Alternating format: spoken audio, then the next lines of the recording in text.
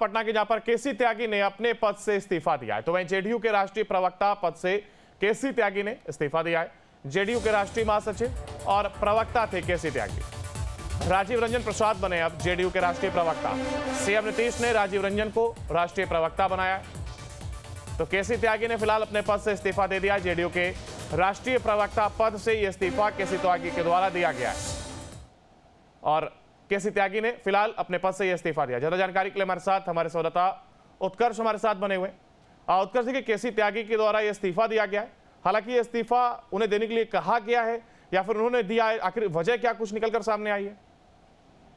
और बिल्कुल देखिए, केसी त्यागी पहले भी राष्ट्रीय महासचिव के पद जो है वो छोड़ चुके हैं। इससे पहले अब वो राष्ट्रीय प्रवक्ता थे, लेकिन ये पद भी जो है उन्होंने छोड़ दिया है। कहा जा रहा है कि उम्र का एक तकाजा है और एक उम्र के बाद जो है वो ज्यादा एक्टिव नहीं रहना चाह रहे थे। हालांकि इन्होंने वो खुद कहा है कि मैं अपने व्यक्तिगत कारणों से इस्तीफा दे रहा हूं, जिसके बाद राजीव रंजन प्रसाद को जो है नीतीश कुमार के द्वारा राष्ट्रीय प्रवक्ता बनाया गया। हालांकि अधिसूचना इसकी बीते दिन ही जारी कर दी गई थी, उसके बाद ये तमाम चीजें सार्वजनिक हुई है।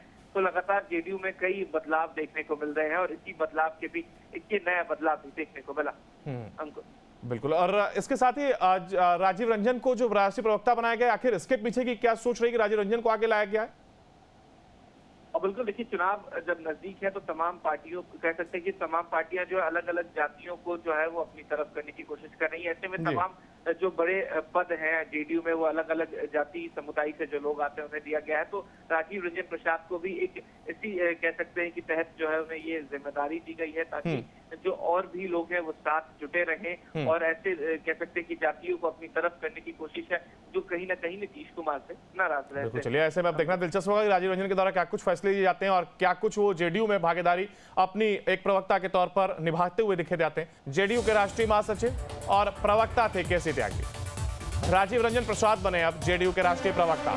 सीएम नीतीश ने राजीव रंजन को राष्ट्रीय प्रवक्ता बनाया, तो केसी त्यागी ने फिलहाल अपने पद से इस्तीफा दे दिया। जेडीयू के राष्ट्रीय प्रवक्ता पद से यह इस्तीफा केसी त्यागी के द्वारा दिया गया है और केसी त्यागी ने फिलहाल अपने पद से यह इस्तीफा दिया। ज्यादा जानकारी के लिए हमारे साथ हमारे संवाददाता उत्कर्ष हमारे साथ बने हुए। उत्कर्ष, देखिए केसी त्यागी के द्वारा यह इस्तीफा दिया गया है, हालांकि यह इस्तीफा उन्हें देने के लिए कहा गया है या फिर उन्होंने दिया है, आखिर वजह क्या कुछ निकलकर सामने आई है?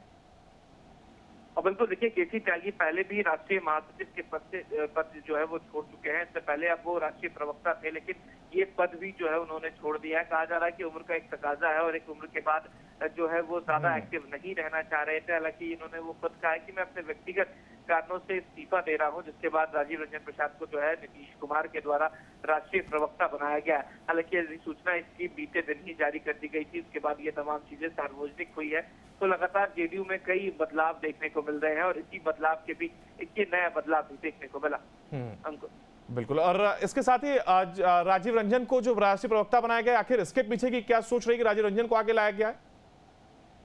और बिल्कुल देखिए, चुनाव जब नजदीक है तो तमाम पार्टियों कह सकते हैं कि तमाम पार्टियां जो है अलग अलग जातियों को जो है वो अपनी तरफ करने की कोशिश कर रही है। ऐसे में तमाम जो बड़े पद हैं जेडीयू में वो अलग अलग जाति समुदाय से जो लोग आते हैं उन्हें दिया गया है। तो राजीव रंजन प्रसाद को भी एक इसी कह सकते हैं कि तहत जो है उन्हें ये जिम्मेदारी दी गई है, ताकि जो और भी लोग हैं वो साथ जुटे रहें और ऐसे कह सकते हैं कि जातियों को अपनी तरफ करने की कोशिश है जो कहीं ना कहीं नीतीश कुमार से नाराज रहे थे। चलिए, ऐसे में अब देखना दिलचस्प होगा कि राजीव रंजन के द्वारा क्या कुछ फैसले लिए जाते हैं और क्या कुछ वो जेडीयू में भागीदारी अपनी एक प्रवक्ता के तौर पर निभाते हुए दिखे जाते हैं। फिलहाल बहुत शुक्रिया आपका हमारे साथ जुड़ने के लिए और इस तमाम जानकारी को साझा करने के लिए।